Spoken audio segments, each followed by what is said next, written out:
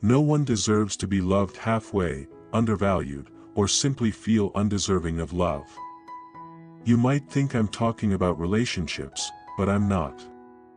I want to talk about self-love, which we often forget about when we're busy loving someone else and waiting for them to give back what we've given away. It's true, everything that goes out eventually comes back. And this law of return is infallible, being one of the universal laws. In this case, we may ask ourselves, if I send out so much love, why doesn't it come back to me? The answer lies in the simple fact that if we don't love ourselves, how can we offer something we don't have?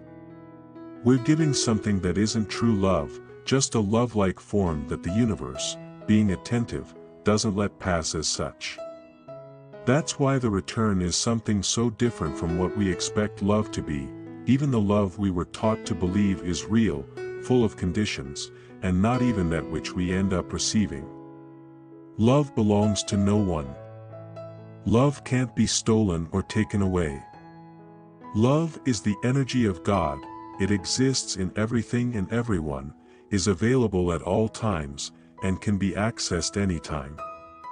Without limits, without conditions, free, light, and infinite. Many say that loving oneself is easy, but who truly loves themselves unconditionally and entirely? Without any conditions, not even the slightest.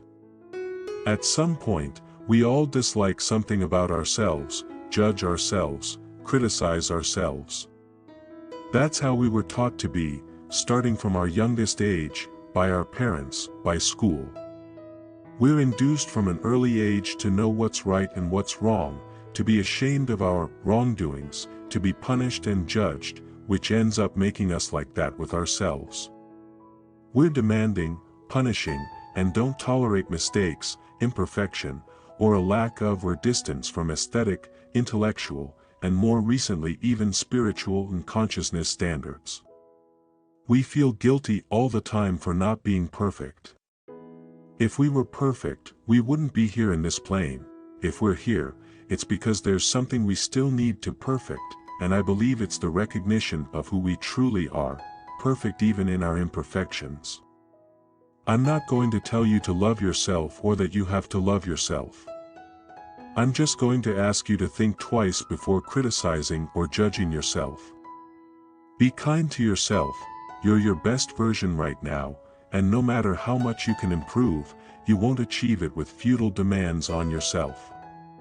Loving yourself starts there, with the kindness we have towards our imperfections and mistakes. They're what teach us to improve. How can they be judged negatively? When you make a mistake, be thankful. The universe gave you the opportunity to be better. In that moment, embrace yourself and congratulate yourself for that opportunity. You can do things differently the next time you have a chance. That's evolving and growing, so loving yourself comes along with our evolution, and unconditional love will only be possible, I believe, in another, less dense plane.